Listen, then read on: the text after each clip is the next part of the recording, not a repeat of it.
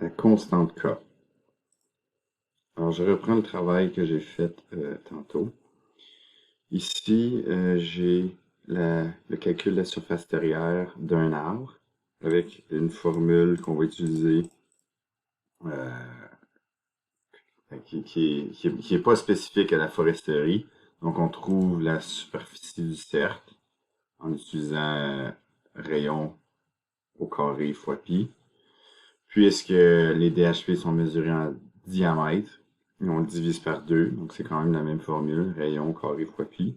Et ensuite, ça nous donne un résultat en centimètres carrés, et puisque la surface terrière est en mètres carrés, alors il faut le diviser par 10 000 pour nous donner un résultat en mètres carrés.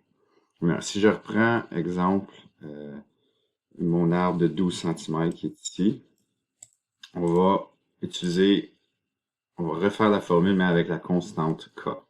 La constante K égale 0, ça, égale 0,0000784. Donc la constante K, c'est pour faciliter la formule. Puis, dans le fond, ça permet de convertir notre superficie à partir du DHP directement en mètres carrés. Alors, constante K, c'est 0,00784. OK. Maintenant, je l'ai tout mis dans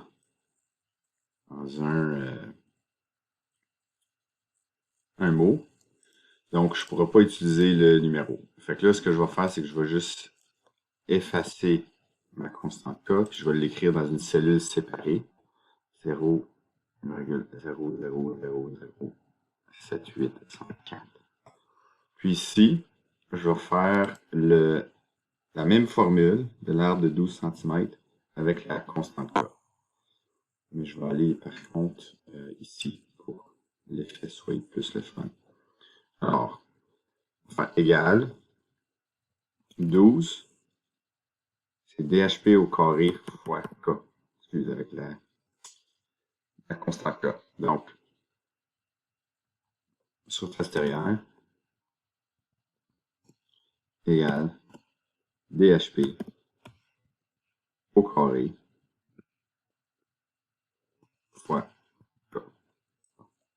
Ici, si on prend notre arbre de 12 cm, arbre avec DHP de 12 cm, la formule va être égale 12 au carré, okay, fois, puis là, je peux aller sélectionner ma constante qui est ici, 0,0000784.